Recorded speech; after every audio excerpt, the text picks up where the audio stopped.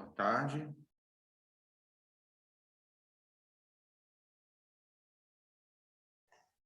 Boa tarde.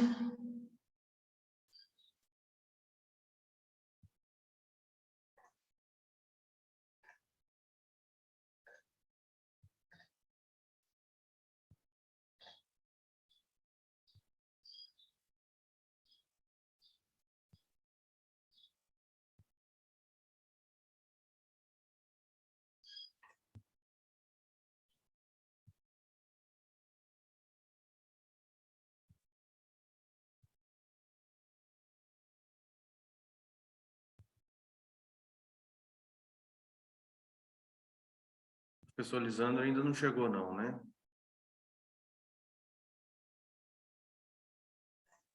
Acho que ainda não. Paulo Henrique, você é do Investimento em Tecnologias da Informação e Comunicação no Judiciário Estadual Paulista, certo?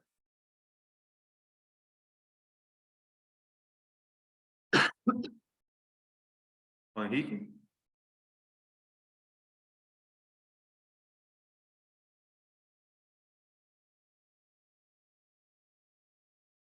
Parece que ele está sem microfone.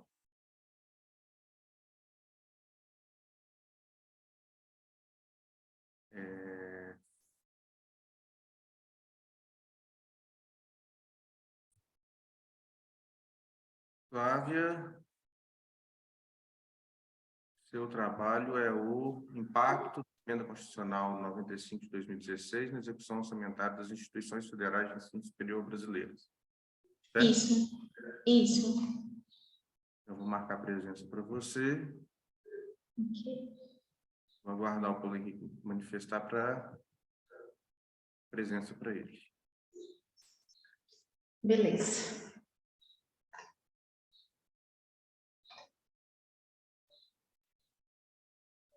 Bom, ainda temos alguns minutinhos, né?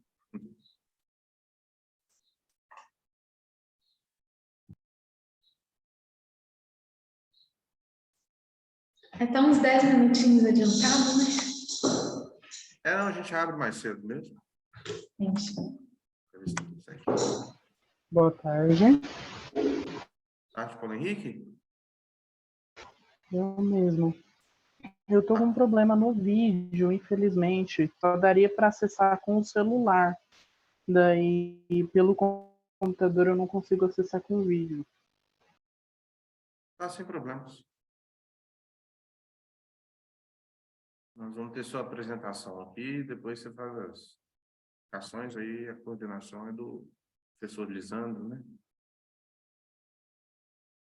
De toda forma, Entendi. presença aqui. Perfeito.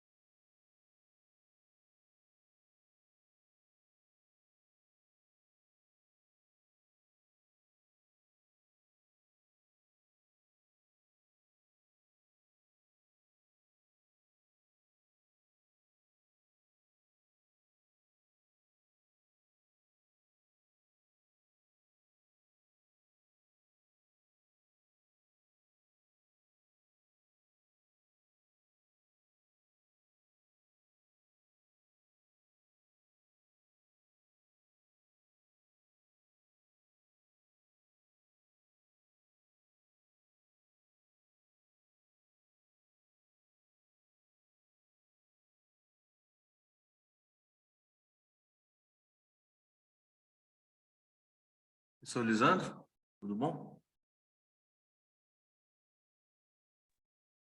Boa tarde, Rafael. Tudo bom? Deixa eu marcar aqui. Dando presença. Já temos o Paulo Henrique. Trabalhos TICs na TJ de São Paulo. Trícia chegou agora. Trícia, você está aí? Vou dar um ok aqui para a gente. Eu já vou marcar presença para você também. Então, temos pelo menos uma pessoa de cada um dos trabalhos. Olá, boa tarde. Wesley está entrando, é ele que vai apresentar, mas aí qualquer coisa eu já estou por aqui. Ok. Rafael, você vai ser o debatedor. Isso, eu estou fazendo o controle, né, fazer o controle do tempo para você. Nas outras mesas eu estava mandando 5 minutos, 3 minutos, 1 minuto, até o final do tempo, né? Porque foram reservados 16 minutos para cada um dos trabalhos, mais 22 minutos ao final para o debate final, né? Só que aqui nós temos só 3 trabalhos, então pode esticar um pouquinho se você entender necessário. Eu acho que manter uma apresentação em 15 minutos e depois o debate fica ok. Então tá ótimo. Olá de novo, André. Tá sem áudio. A gente não te escuta. Ah, tudo bom, pessoal? Parece que eu já vi vocês hoje, não? Todo mundo está empolgado, hein? Assim que é bom. Passando aqui em cada sala, Rafa, aqui tá tudo ok, né? Tá sim. Vamos... Professor Lisandro, você quer começar? Você quer que já comece ou vamos aguardar mais 5 minutos? Vamos aguardar 4h30, que é o horário correto, e as pessoas que quiserem entrar, elas entram. Tá bom. Só uma questão de ordem, porque a ordem que está vindo para mim, geralmente, não é a que está vindo para o moderador. Qual o trabalho que você quer que apresente primeiro? Você está mudo. Vamos manter a ordem que está na programação no site. Primeiro, trabalho investimento em tecnologias da informação. O segundo, impacto da PEC 95. E o terceiro, eficiência de gastos. Então, pelo menos na programação, essa é a ordem. Tá ótimo.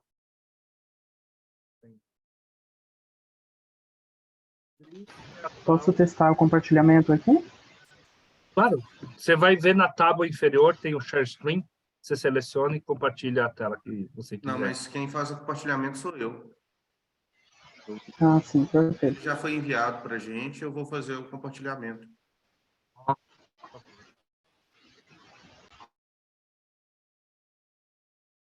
Paulo, você já enviou o vídeo. Eu tenho ele aqui.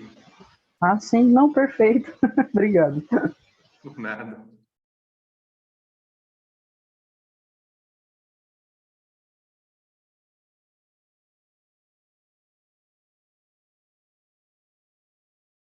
Flávia, Trícia, sessão de qual instituição? Eu sou da UFMG. Ah, legal. Você ficou Administração? Contábeis. Que legal, que legal. Isso. Estou no doutorado. Eu sou professora da UFRPE. O trabalho apresentado vai ser de Wesley, que foi meu aluno na graduação. Ah, que legal, que legal. A Universidade Federal? Rural de Pernambuco. Ah, sim, entendi. Que ótimo. Contábeis também? Administração. Eu sou da administração pública da FGV Brasília. Paulo Thiago, Paulo Henrique. Eu sou da Unespar, Universidade Estadual do Paraná, campus de Paranavaí. Ótimo. Legal. Bom, pessoal, agora estamos no horário agendado. Sejam todas e todos bem-vindos ao evento, ao nosso GT de hoje. Meu nome é professor Lisandro Luiz, sou professor aqui da Escola de Políticas Públicas e Governo da Fundação Getúlio Vargas, em Brasília. E junto com o professor Ricardo Gomes, a gente está na coordenação desse grupo de trabalho nesse evento. Ontem tinha mais trabalhos e aí o tempo era de 8 minutos por apresentante, por pessoa. Hoje são menos trabalhos, então a gente consegue trabalhar com um pouquinho mais de folga. A ideia é finalizarmos às 18. Então a gente pode trabalhar, na verdade, uma sistemática que eu acredito que fica legal para todo mundo. 15 minutos para apresentar, depois 5, 10 de debate, e no final a gente pode também fazer uma discussão coletiva. Então, acho que uma apresentação de mais de 15 minutos não entendo como proveitosa. Eu acho que em 15 minutos é possível passar uma ideia, passar o que foi feito durante uma pesquisa. Então, gostaria de pronto passar a palavra para os pesquisadores da pesquisa intitulada Investimento em TIC no Judiciário Estadual Paulista. Quem for o autor, os autores, por favor. Eu vou fazer a projeção aqui, então. Trabalho dele, só um minutinho.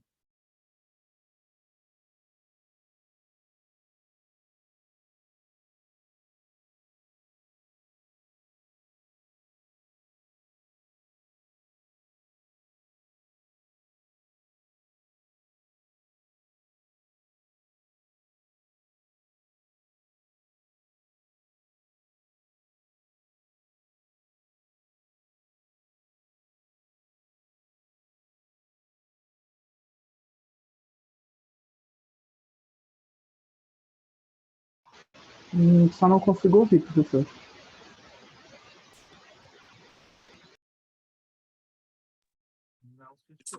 Não estou ouvindo. Deixa eu só arrumar aqui. Erro meu.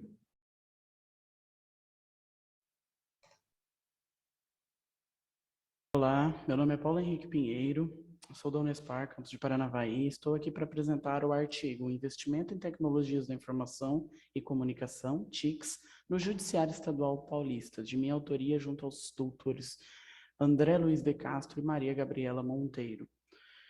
O artigo foi feito pensando nas mudanças institucionais para o fortalecimento da participação democrática da população dentro do contexto das decisões políticas realizadas dentro dos 3 poderes, executivo, legislativo e judiciário.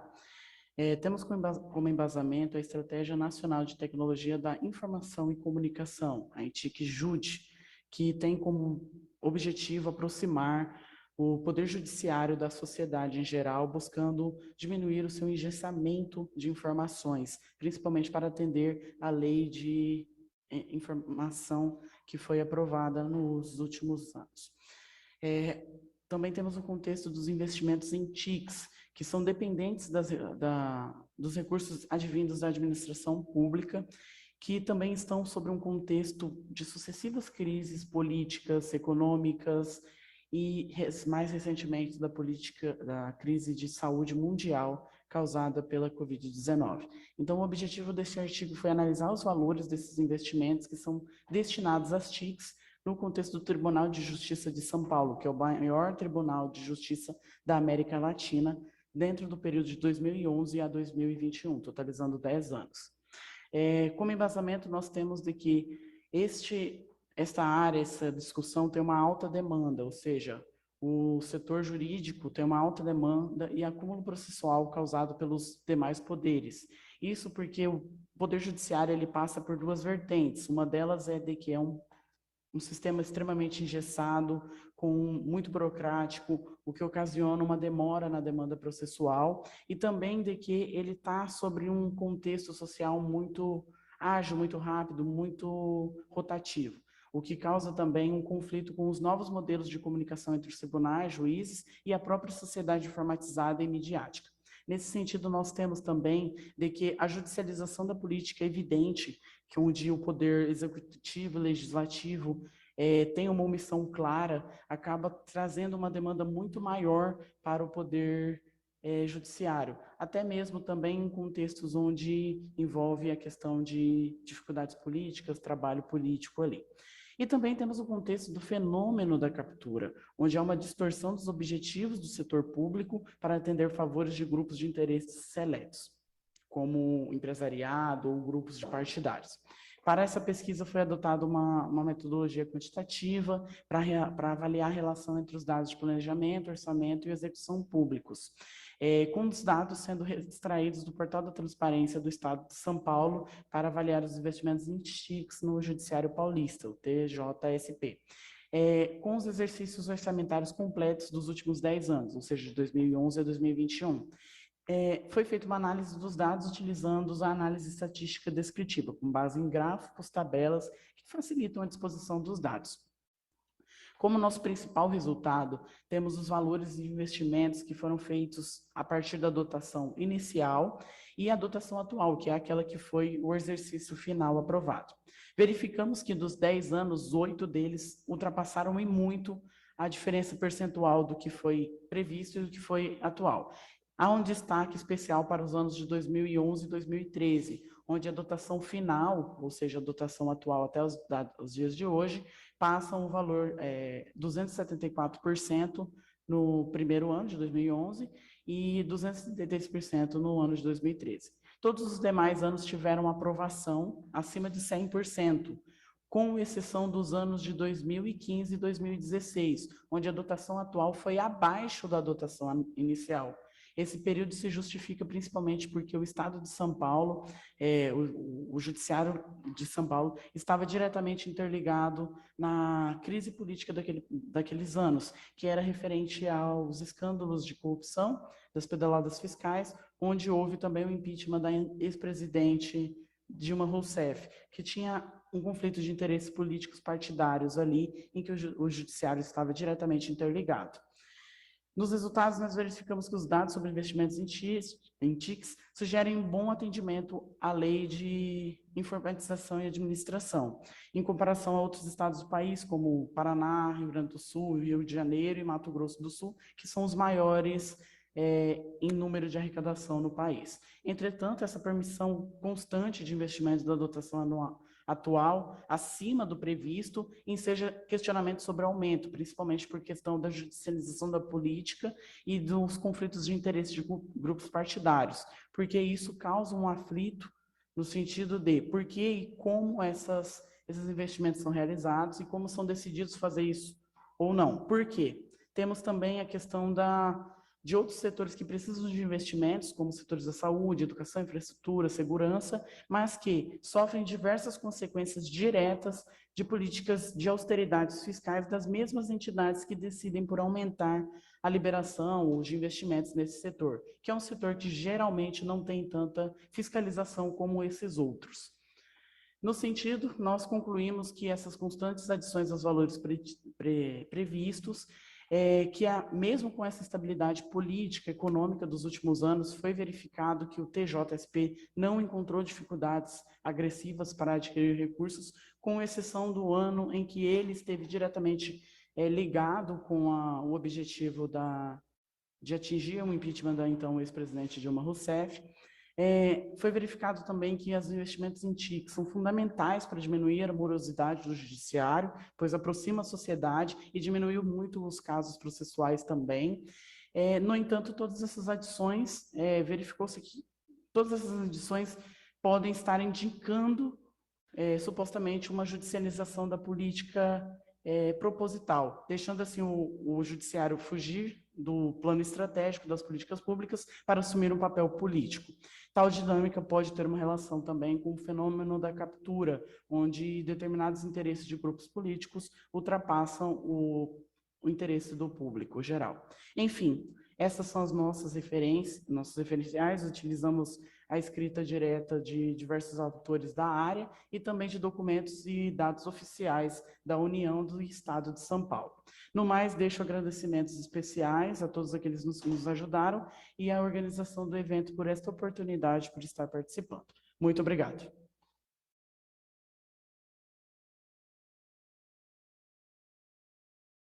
Ótimo, muito obrigado, Paulo, pela sua apresentação. Nem sempre é fácil, eu, pelo menos, quando que eu tenho que gravar algo, geralmente eu me atrapalho todo, então foi muito coerente, muito legal a sua fala. Rafael, você... fala, Paulo. Foi corrido, isso sim, eu tive que me mover 40 quilômetros aqui da minha casa para poder gravar. Daí eu estava tão estressado esse dia que vocês nem imaginam. Normalmente Não, prefiro apresentar presencialmente. ficou super bom. Rafael, você é o comentador, você gostaria de começar? Bom, da forma como você achar melhor. Até explicar um pouquinho, prazer a todos, meu nome é Rafael, eu sou doutorando da FEA-USP e, além disso, tem 13 anos de governo do Estado de Minas Gerais, sendo secretária de Planejamento, Saúde, e hoje eu estou na universidade assessorando a reitora. E eu achei interessante a pesquisa, que ela faz ali um panorama dos gastos de investimentos ao longo do tempo e como que isso sofre de acordo com as sazonalidades. O TJ, que é um pouco diferente, né, em termos institucionais, dos governos do executivo em si. Eles têm o duodécimo, tem um plano de carreira ali que puxa para o teto, né? E não tem grandes oscilações de recursos quanto o executivo. Mas o que eu fiquei pensando quando eu li o seu trabalho, assim, sinceramente, foi uma questão mais profunda, um pouco mais na pergunta, sabe? Porque você faz um questionamento sobre em que medida existem oscilações, né, dentro do orçamento público para investimentos em tecnologias da informação. E nisso, pegando um pouquinho da minha experiência profissional, nós tivemos ali pelo menos umas 5 ou 6 experiências de sistemas que iam mudar a administração pública dentro da Secretaria de Planejamento. Quando eu assumi a subsecretaria de Saúde, o pessoal de TI apresentava soluções milagrosas e tudo. E eu acho que isso é uma espécie de patologia dentro... O professor fez uma careta para mim, mas existe uma certa patologia, vou explicar, dentro do sistema dos governos, né? Que é de buscar um sistema que vai resolver um problema de fluxos que, na verdade, não estão dentro do sistema, estão sim dentro do processo de trabalho que existe dentro das organizações. E, às vezes, você busca sistemas que já são customizados para uma outra realidade e que, quando você traz para a administração pública, ele não adequa daquela forma como você gostaria, ou seja, a organização ela teria que adequar aquele sistema e o sistema ele acaba pelas nossas limitações, enfim, de pessoal, etc. A gente acaba não conseguindo adequar e isso daí eu vi uma série de investimentos em TI que, no final das contas, eles não geraram aqueles frutos que se objetivava lá na concepção dos projetos. Então, assim, o seu trabalho é muito importante, ver quanto que foi destinado de orçamentos, etc., mas também ver quanto daquele orçamento que foi destinado, ele repercutiu em ganhos para as políticas públicas que estão sendo iniciadas por aqueles programas, sabe? De toda forma, estou falando aqui, algo para você pensar, se for o caso, né, para um futuro. Acho que o trabalho foi muito bem escrito, a apresentação, até o momento, foi a melhor apresentação que eu vi aqui no SEMEAD, foi muito bem construída a apresentação, tá? Está de parabéns. E vou passar a palavra para o Lisandro, que fez uma careta para mim quando eu falei de patologia, mas... Não, minha formação é sociologia, e Durkheim Sim. tem a ideia do normal e o patológico, então patologia para mim significa, enfim, remete a outra gramática. Mas você entendeu o que eu quis dizer, né? Sim, não, perfeitamente. Paulo, gostei bastante da tua apresentação, como o Rafael disse, muito claro, muito objetivo, muito direto, muito limpo. Então, isso é uma grande qualidade na academia. Gostei muito da linha da tua pesquisa, eu acho que faz super sentido e é sempre um primeiro passo super interessante, entender esse perfil. O perfil do investimento que tal órgão fez em tal área, no seu caso, então, foi o TJ, investimento em tecnologia da informação. Então, assim, esse start, essa sinceridade de pergunta de pesquisa. Bom, vamos entender o perfil do investimento, o quanto esse órgão tem se preocupado em TIC. Eu acho, a sua área é administração, certo? Tá. Professor Adalmir Gomes, da UNB, ele trabalha com o conceito de administração da justiça. O nome completo dele é Adalmir de Oliveira Gomes. E ele trabalha com esse conceito da administração da justiça e o quanto a justiça vem se tornando mais eficiente e, de certa forma, como a incorporação de tecnologia possibilita que a justiça se torne mais eficiente. Que o processo... E aí não é uma discussão pelo direito, é uma discussão pela administração pública, pela administração. E eu acho que talvez a tua discussão ela se case melhor com esse assunto do professor Adalmir, porque o único porém que eu faço a tua apresentação é, para mim, você leva a discussão para um lugar que não te leva a muitos lugares, que não te rende muito.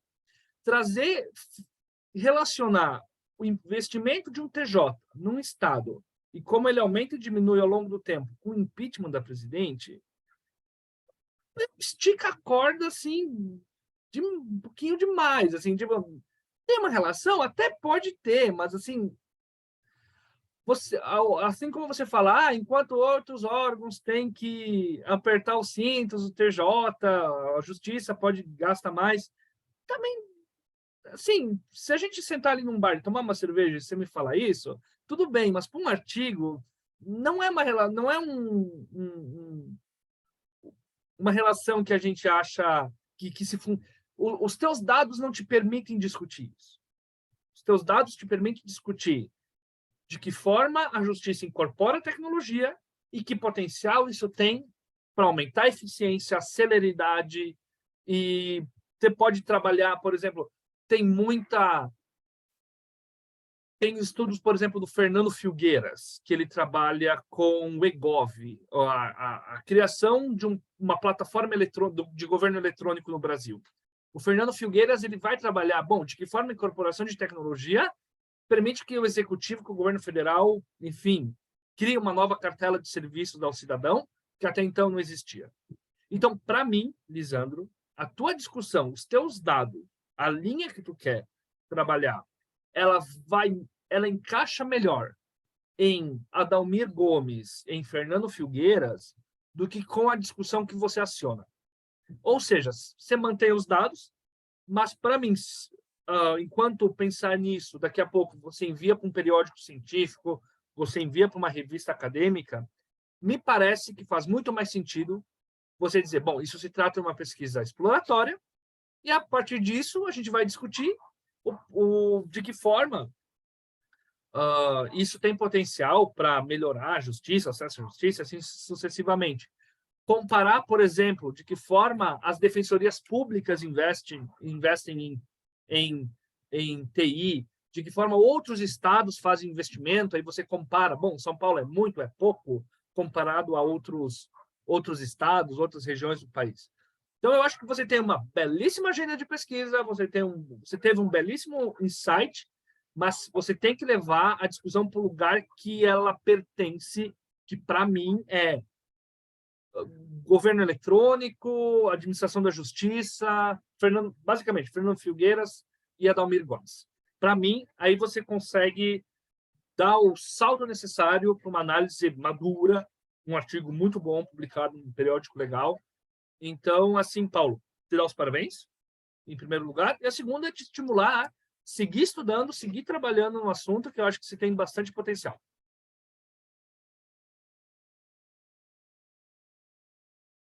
Paulo, você quer falar alguma coisa?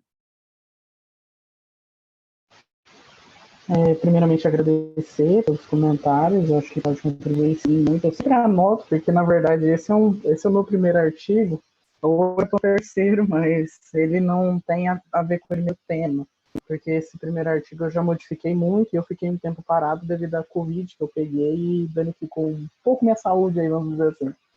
Mas no contexto geral, de fato, o intuito do artigo realmente era para fazer uma análise mais quantitativa mesmo, entender essa sazonalidade, que o professor Rafael nos acabou apontando também, entender não o porquê, mas que isso realmente acontece para trazer essa indagação para artigos futuros.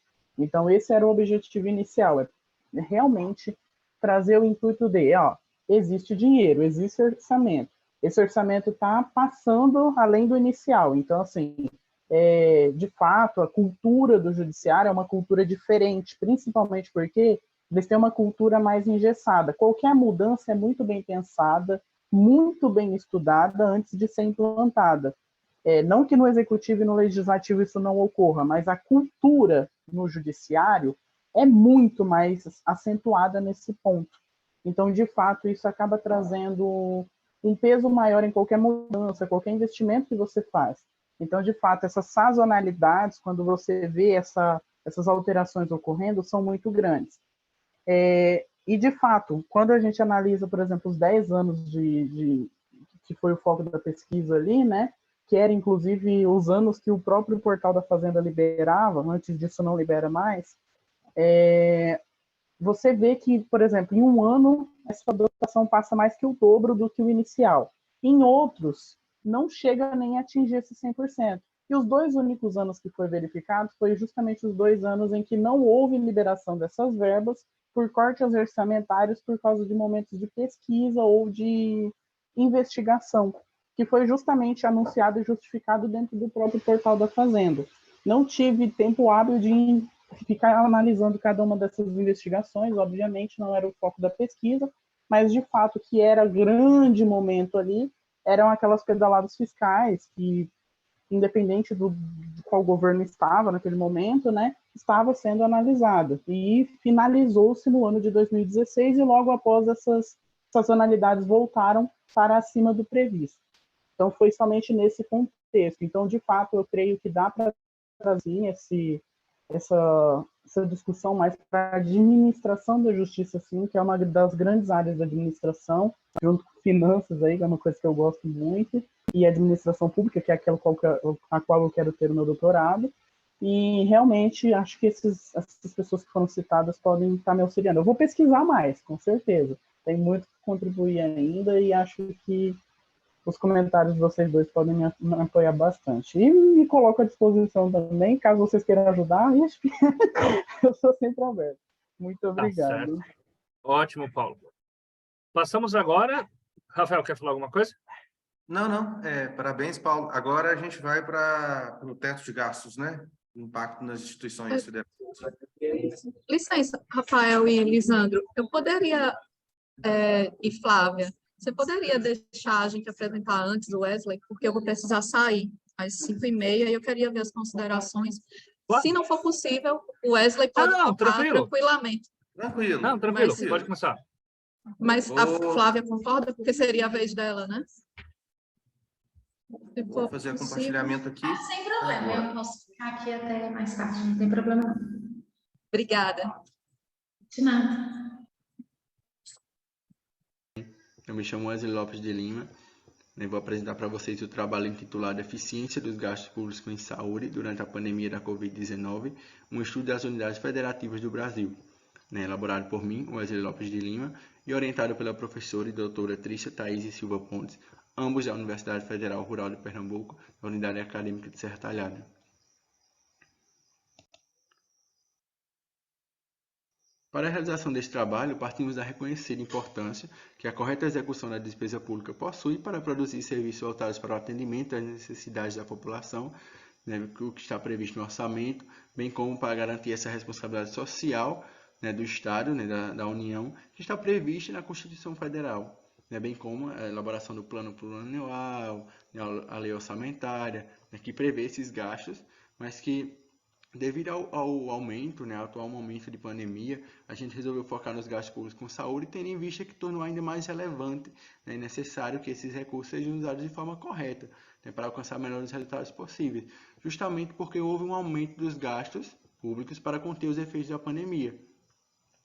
Então, o que demandou de infraestrutura, de custo com o paciente, né, de qualificação de profissionais e outros serviços disponíveis, né, que foram necessários, né, foram demandados para atender a população nesse período. Então, a pesquisa apresentou o objetivo de mensurar a eficiência técnica relativa dos gastos públicos com saúde durante a pandemia da Covid-19 nas unidades federativas do Brasil para o período de janeiro a dezembro de 2021. Esse período foi escolhido justamente porque em janeiro de 2021 apareceu nova variável, né, que a gente vai considerar no nosso estudo, que são as vacinas, né? Foi começado o esquema vacinal, né? A aplicação das vacinas na população em janeiro de 2021. Então a gente vai acompanhar o comportamento desse gasto, né? E também os resultados provocados pela vacina. E também para discutir, né, na pesquisa a eficiência do gasto público com saúde, ela traz uma relevância social, justamente porque é do meu interesse, né, de vocês, e como também de servidores do Tribunal de Contas ou outros órgãos de controle que têm, né, a intenção de ter um acesso, né, a essa eficiência produzida pelos gastos dos estados, né, das unidades. Então isso traz uma relevância social para esse estudo. Partindo disso, a gente teve 3 pontos de pesquisa, né, no foco da literatura, que são a eficiência e gestão dos gastos públicos no Brasil, que promove efeitos na vida da população atingida direta ou indiretamente pelas políticas públicas e por todo o desempenho da gestão. O que diz respeito à eficiência, né, que está relacionada à forma que os recursos públicos são disponíveis e utilizados para as organizações e pelos seus administradores para alcançar os objetivos desejados, né, ou seja, ela é avaliada, pega o gasto que a unidade fez, né, e olha os resultados alcançados por ela. Então, todas as assistências, os treinamentos, o que a gente pode alcançar em internações e casos recuperados, como também os óbitos, a gente depende muito, a gente faz essa análise dos óbitos, como em algumas capitais do país que a gente viu que, mesmo gastando, não teve tanta eficiência, então a gente vai ver mais à frente.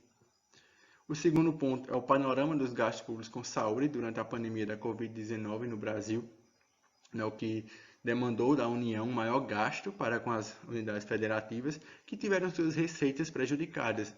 A arrecadação de impostos foi prejudicada devido a algumas medidas, né, de segurança, né, os protocolos de segurança como o lockdown, que proibiu atividades essenciais, o fechamento, né, dessas atividades, então prejudicou, de certa forma, a receita desses estados, né, das unidades. O terceiro ponto são os estudos anteriores sobre a eficiência do gasto público com saúde no Brasil, que, né, contribuiu para um maior entendimento acerca do tema, né, da metodologia e de alguns resultados alcançados em períodos anteriores à pandemia, como também atuais, que a gente pode comparar com nossos resultados. Para alcançar o objetivo da pesquisa, né, foram coletados dados para as 27 unidades federativas e esses dados foram usados como inputs e outputs na aplicação do DEA. O modelo escolhido foi o DEA CCR e para essa aplicação foi selecionado um input, a despesa geral per capita com saúde, e 6 outputs, né, que são o número de testes, os leitos disponíveis por 1.000 habitantes, o número de recuperados, o número de vacinas aplicadas, que é a nova variável, né, para 2021, o inverso do número de óbitos em internações e o inverso do número de óbitos aqui por 1.000 habitantes, né, e internações também. Justamente esses números é o inverso porque o nosso intuito, né, é ver os resultados positivos.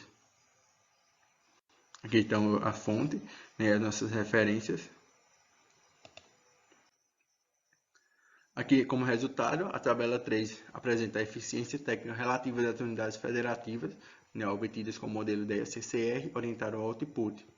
Onde aqui a gente pode destacar, né, que o estado do Acre foi eficiente, Minas Gerais, Rio de Janeiro, a gente tem São Paulo e também Tocantins. Então, são estados que conseguiram eficiência técnica mediante seus gastos. Alguns a gente sabe que não tem uma população tão grande, mas que conseguiu alcançar o resultado. Outros, como São Paulo, a gente vê que é uma das maiores populações do país, mas conseguiu alcançar eficiência com um gasto maior também. Mas a gente pode ver aqui o Distrito Federal, que é uma unidade que teve um bom gasto, se a gente for analisar, mas não alcançou a eficiência, então ficou bem abaixo, foi a menor eficiência que tem. Como também a gente pode analisar que nenhuma região do norte aqui conseguiu, além do Acre. A gente tem o Nordeste, que não apresentou nenhuma eficiência.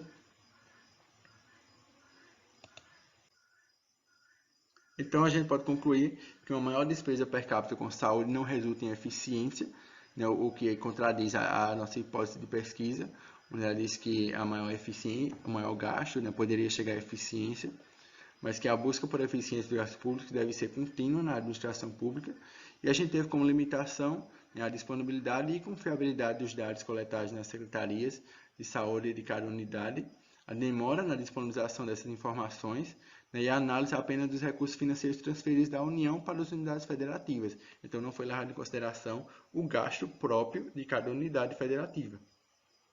E a gente tem as sugestões, né, são aplicações de novas variáveis, né, como a gente já está em 2022, já pode ter surgido algumas novas variáveis, como também essa aplicação, né, do gasto próprio de cada unidade, que a gente pode analisar se ela foi eficiente ou não. Aqui tem as referências do estudo. Muito obrigado.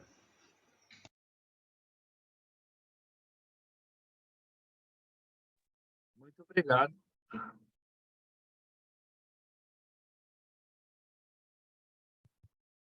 Wesley, você tá aí? Você está escutando? Sim, sim. Pode abrir a câmera se tu achar. Rafael, Eu estava pode tentando começar. acessar aqui. Tudo bom, Wesley, Trícia? Primeiro, parabéns pelo trabalho de vocês. Essa busca por eficiência no serviço público, principalmente na área de saúde, é algo que eu tive uma familiaridade muito grande. Bom, gente, me desculpa, meu gato está miando aqui. Mas eu vou tentar tocar.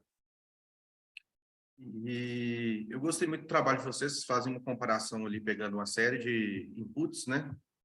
De outputs, né? Que é número de testes, leitos disponíveis, número de recuperados, vacinas, internação, o inverso do número de óbitos. Mas a gente tem uma série de fatores dentro da política pública de saúde, e aí são fatores regionais, inclusive de composição mesmo do estado, geográfica, climática, que elas alteram muito o resultado de uma política pública em si. Então, só pegando como exemplo assim, em Minas Gerais, a gente tem uma extensão territorial muito grande, com um sistema público, aí eu vou colocar secundário, né? Muito disperso, com muitas regiões, com poucas pessoas.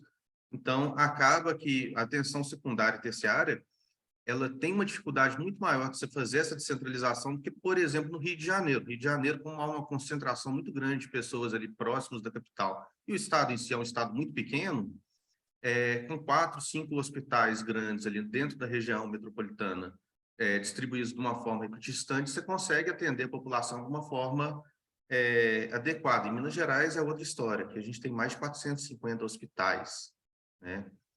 E quando a gente vai falar, por exemplo, de eficiência de gastos públicos, a gente tem uma série de outros fatores também que são muito complicados. Eu não sei como é que é o caso de cada estado específico, mas aqui em Minas Gerais, dentro da Secretaria de Saúde, a gente tinha um setor com mais de 100 pessoas só para tratar da judicialização. Que a gente recebe de uma forma muito frequente, né, esse quantitativo de ações que acabam impactando na própria organização da secretaria em si. Então, para fazer uma organização, criou-se um setor para separar a judicialização dentro da Secretaria de Saúde. Mas eu achei muito bacana o trabalho de vocês. vocês pegam ali com dados objetivos e vão fazer uma análise do gasto público, né, e como ele foi eficiente ou não dentro de cada uma das unidades federativas e faz uma comparativa. E aí, bom, Covid é complexo, né? Tivemos alguns fenômenos estranhos no Brasil, por exemplo, as pessoas não quererem vacinar, né? E isso daí afetou mais ou menos os estados de acordo com a forma como essa ideologia se espalhou dentro da sociedade aí. E a própria distribuição mesmo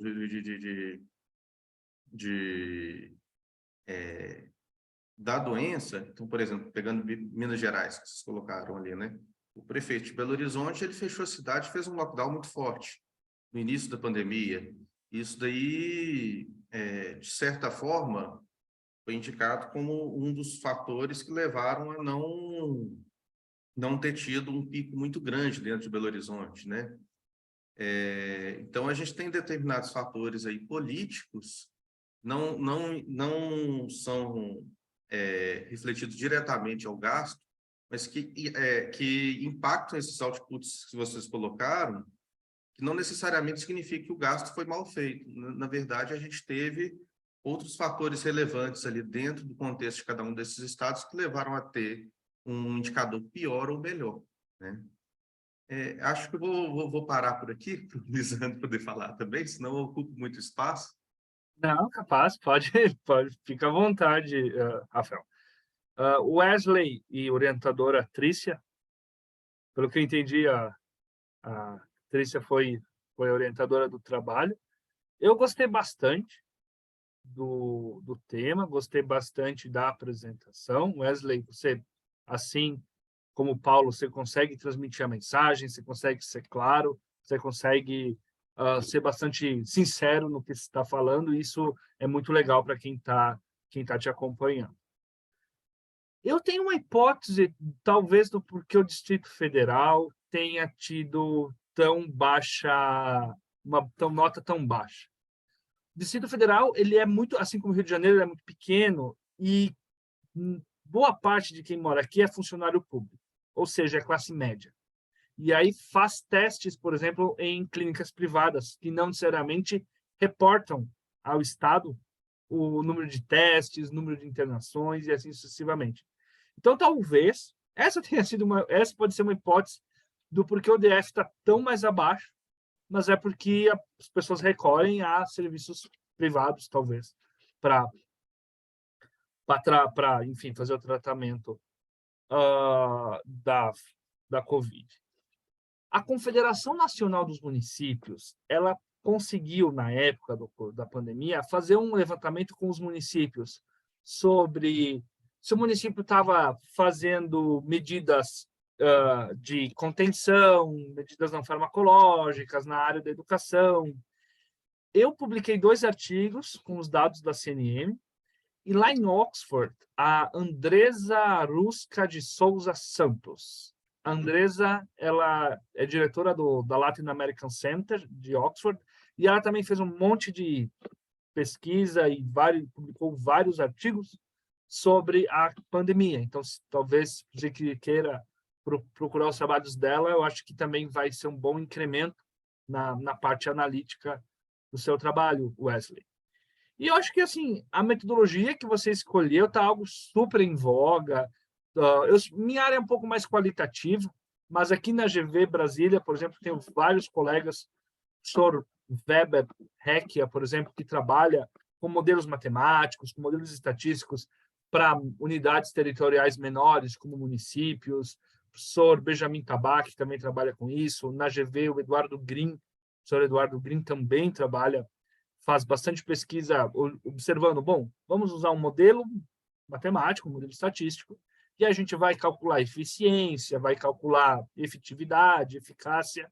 Então, eu acho que a linha do trabalho, saindo um pouquinho da Covid e imaginando que você tem algum tipo de habilidade com esse tipo de metodologia, Wesley, eu acho que você tem uma belíssima carreira acadêmica pela frente, porque é um ramo de pesquisa que é bastante forte, bastante consolidado no Brasil. Da minha parte, Wesley, te parabenizar, e era isso.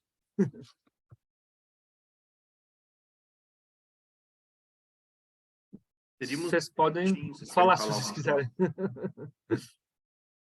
Você quer falar alguma coisa, Wesley? Só sobre os modelos, né, que o Rafael falou. Realmente, né, quando a gente trabalha com modelos matemáticos, algumas variáveis vão ter que ficar de fora, né? A ideia do modelo matemático é justamente ser uma simplificação da realidade. A gente não tem como incluir todas as variáveis da realidade que estão afetando um fenômeno. Então, a gente escolheu, né, essas variáveis, eu acredito que até deveria ser um pouco menos, porque o modelo DEA tem uma limitação de quantidade da proporção entre inputs e outputs, né? Mas a gente tentou, de fato, pegar as variáveis mais associadas à questão, né, da saúde em si, mas sabendo que, obviamente, né, existem variáveis políticas e sociais que influenciam, né? Esse trabalho de Wesley a gente acabou resumindo aqui, porque na monografia dele ele fez a comparação de 2020 com 2021, mas aí não caberia tabela, gráfico, aí a gente deixou só para o ano de 2021. Mas, inclusive, né, em 2020 não tinha vacina, então os resultados foram diferentes, que foi apresentado em 2021. Mas, de fato, a gente sabe nessa questão das variáveis, mas que é uma limitação, vamos dizer assim, uma limitação do próprio método, né? Você não tem como incluir todas as variáveis. Mas a gente quer fazer algum comentário, mas a gente agradece as considerações, principalmente a indicação também da autora, para a gente procurar depois e tentar incluir na discussão. Eu quero agradecer a contribuição, né, de Lisandro e de Rafael também, pelas colocações. Como o Trícia apresentou, esse artigo é fruto da minha monografia, que foi apresentada agora em maio, com a orientação de Trícia. Então, é um desafio com o método, né, mas é muito interessante trabalhar com um modelo apresentado. A gente tem outras informações que, infelizmente, não foi possível devido à limitação de páginas. A gente tem outras informações também para apresentar e que fica mais fácil a compreensão também no decorrer do trabalho da pesquisa, como a gente chega a tais resultados, né? Mas eu quero agradecer a presença, né, e a colaboração também de vocês. Obrigado, Trícia. Obrigado, Wesley. Vamos agora para a apresentação da Flávia. Daiane, não, né?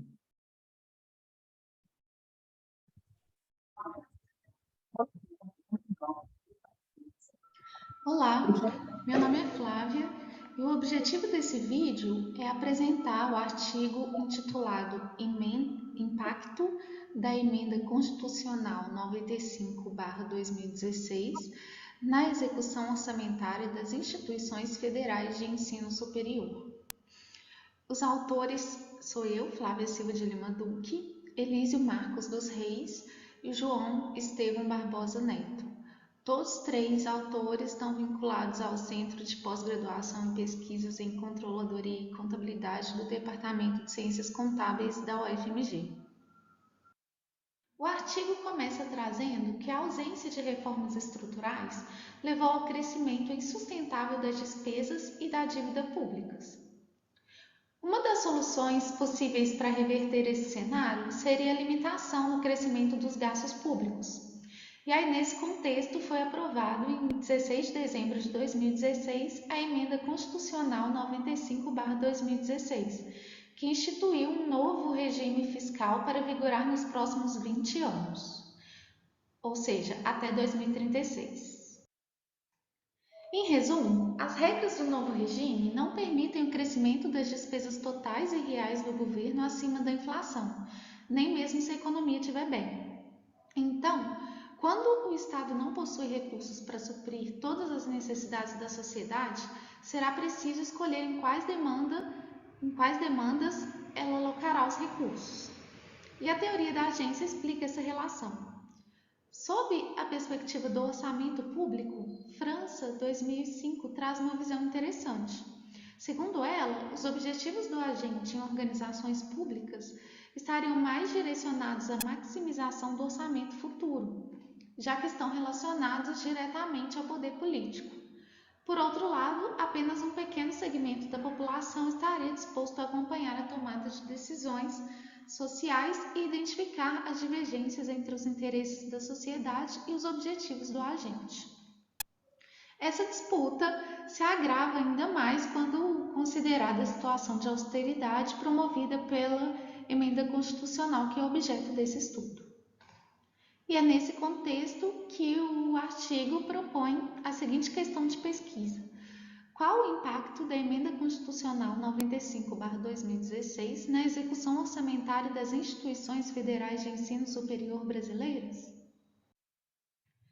O referencial começa explicando o financiamento das instituições federais de ensino superior. E por estarem limitadas pelas regras financeiras gerais da Administração Pública Federal, as IFES possuem um orçamento que segue a classificação das despesas do Sistema de Orçamento Federal. O CIOP, ele classifica as despesas com as mesmas características quanto ao objeto de gasto. Então, tem-se as despesas com pessoal e encargos sociais, as despesas com juros e encargos da dívida, outras despesas correntes, despesas com investimento, despesas com inversões financeiras e despesas com amortização da dívida. Depois, o referencial trata da Emenda Constitucional 95 de 2016. E nesse contexto, despesas com gastos de pessoal e concessionárias de serviço público, que são parte considerável das despesas das IFES, poderiam comprimir gastos com atividades da área da instituição. E tendo por base a teoria da agência, é possível afirmar que os diversos interesses que permeiam o setor público nem sempre se relacionam com a efetiva redução das despesas públicas, que são cada vez mais pressionadas pelos cortes no orçamento, principalmente após a Emenda Constitucional 95. Para atender o objetivo dessa pesquisa, coletou-se informações sobre a execução das despesas com pessoal e encargos sociais, despesa com custeio e despesas com investimento de 61 IFES. A escolha dessas variáveis se justifica por serem os principais grupos de despesa das IFES, conforme foi verificado em estudos anteriores. O período verificado compreendeu 5 anos antes e 5 anos depois da implementação da EC 95, ou seja, de 2012 a 2021. E foi utilizado um modelo econométrico denominado de log-lin, que tem por objetivo verificar a taxa de crescimento de determinada variável ao longo do tempo. E aí é importante ressaltar que a variável dependente vai assumir os gastos com pessoal, com custeio e com investimento. E o modelo foi estimado utilizando as 3 variáveis dependentes diferentes. Inicialmente, foi possível obter a taxa de crescimento das despesas das IFES através da equação 1 e depois, a fim de verificar o impacto da EC 95, acrescentou-se uma variável dicotômica na regressão que vai assumir valor 0 para o período de 2012 e 2016 e valor 1 no período entre 2018 e 2021.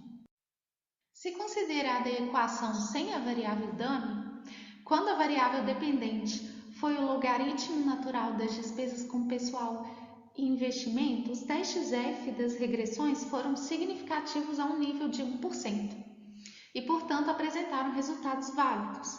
Assim, à medida que o tempo passa, pode-se afirmar que as despesas com pessoal aumentam, tendo em vista o sinal do coeficiente beta 1. Já as despesas com investimento reduzem, tendo em vista o sinal negativo do coeficiente beta 1. Assim, pode-se afirmar que o aumento dos gastos com pessoal está sendo compensado pela redução dos gastos com investimento ao longo do período analisado. E da mesma forma que na análise anterior, a estimação da equação considerando a variável dummy não é válida quando a variável dependente é o logaritmo natural da despesa com custeio. Assim, Apesar do coeficiente associado à variável dummy ter apresentado sinal negativo, conforme o que era esperado, ele não foi estatisticamente significativo. Foi possível observar uma taxa de crescimento das despesas com pessoal acima de 8% no período analisado. Já as despesas com investimento reduziram em mais de 15% ao ano. Foi possível verificar também que os aumentos de pessoal e custeio são sustentados em detrimento das despesas com investimento, pois a correlação entre despesas com pessoal e investimentos é forte e negativa. A continuidade da redução desses gastos pode ser preocupante e levar a um ponto de insuficiência de equipamentos para que as instituições cumpram com seu objetivo. Apesar dessa redução ao longo do tempo, não foi possível identificar de forma estatística que a Emenda Constitucional 95 influenciou nessa redução. Ou seja, parece que a redução das despesas das IFES já ocorreria ao longo do tempo e não por causa da referida emenda. Bom, essas são as referências e obrigada por assistirem.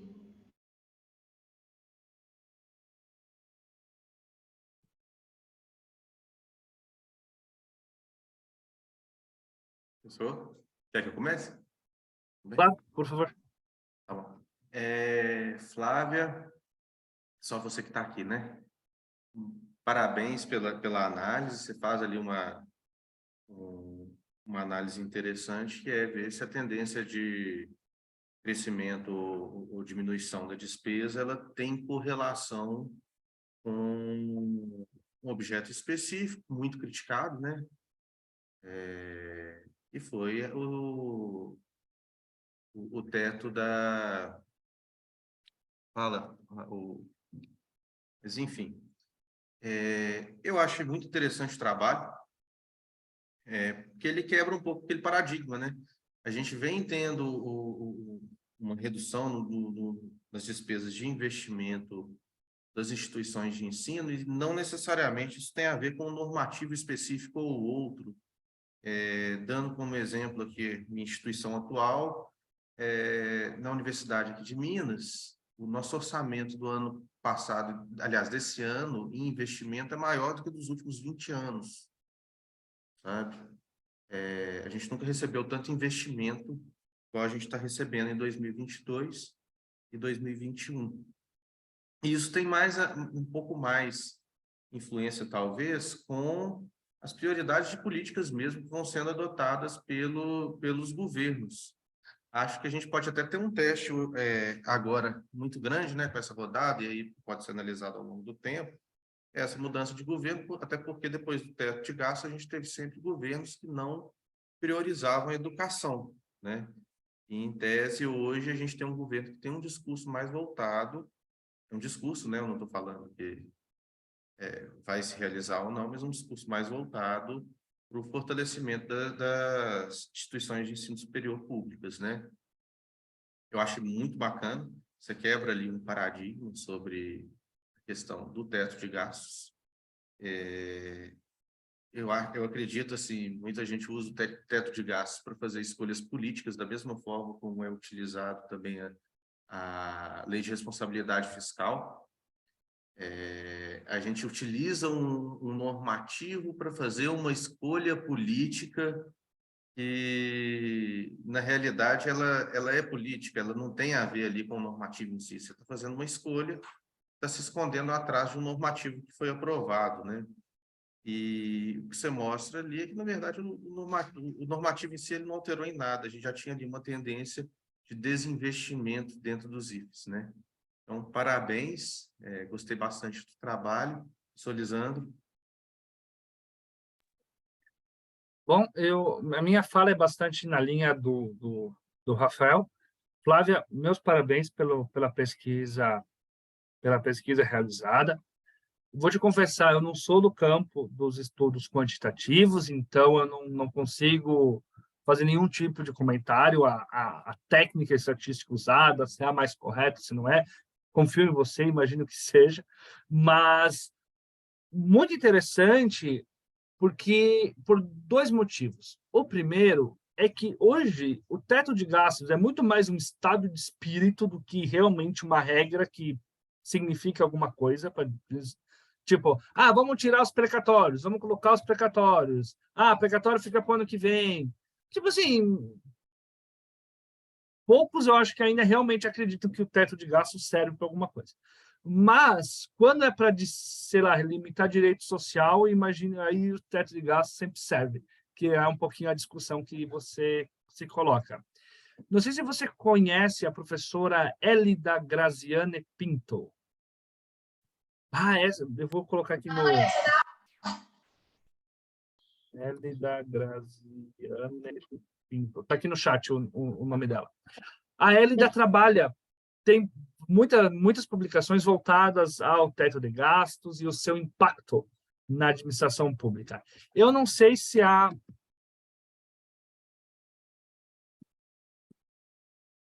Úrsula Pérez também... A Úrsula Pérez é da USP.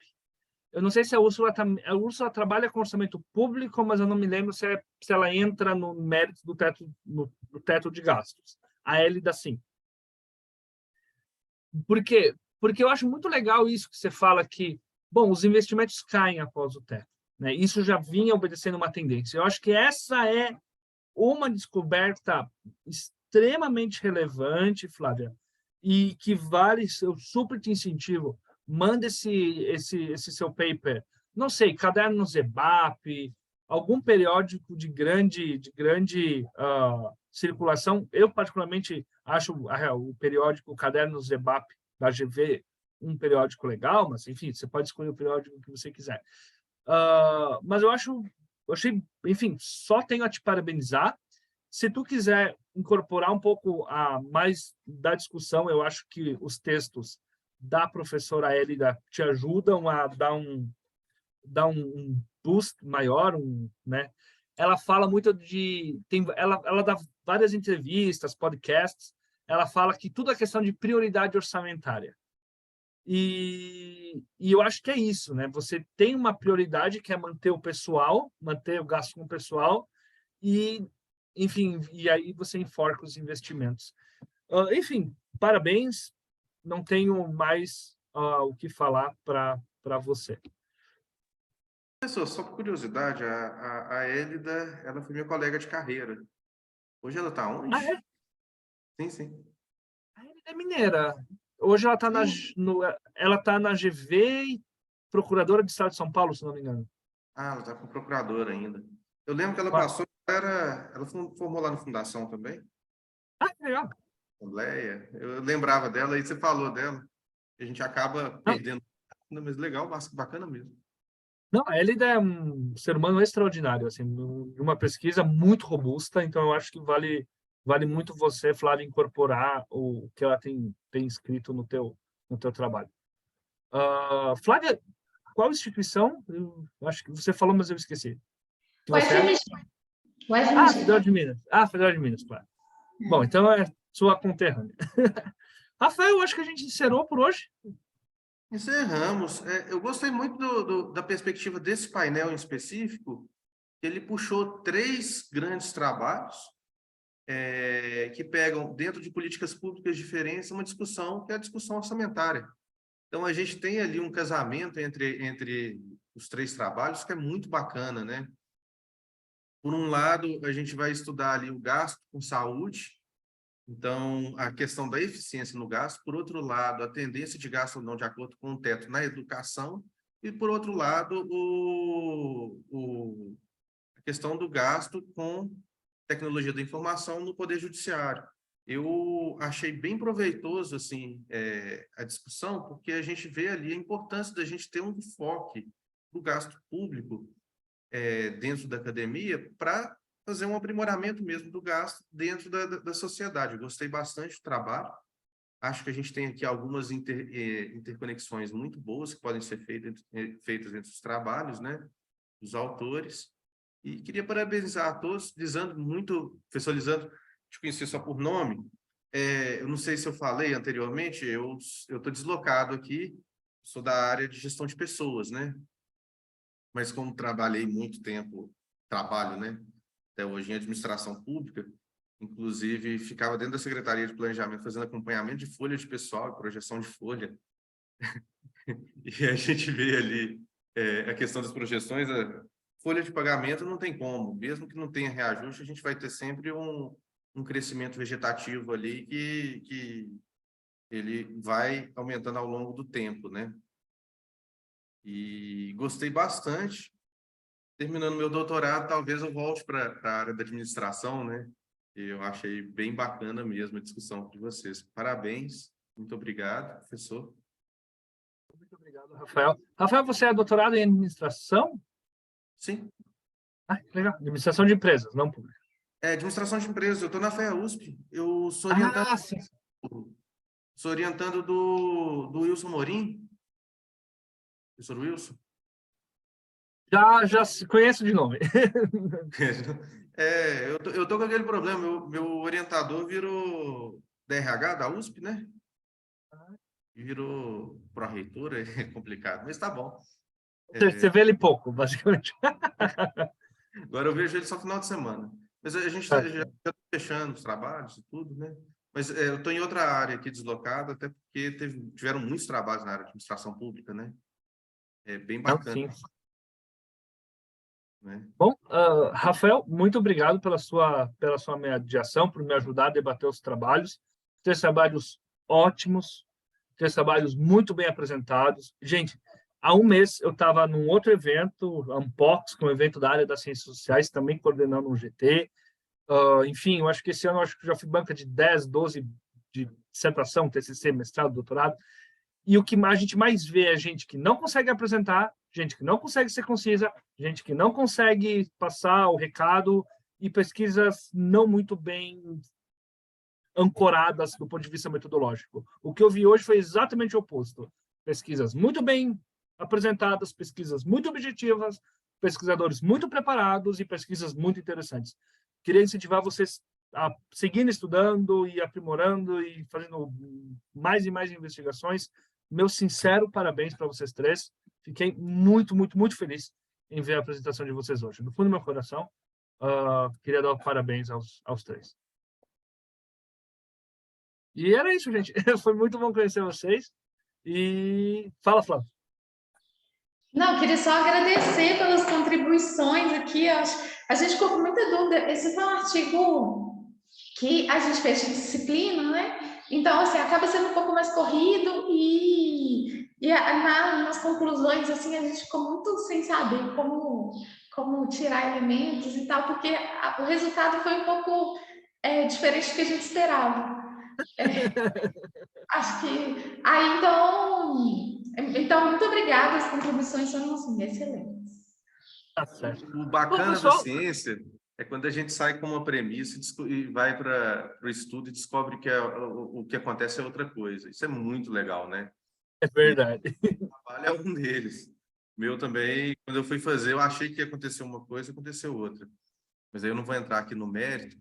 Eu coloquei no chat, a gente tem a sala de networking, onde vão estar todas as pessoas não só desse trabalho, mas da área.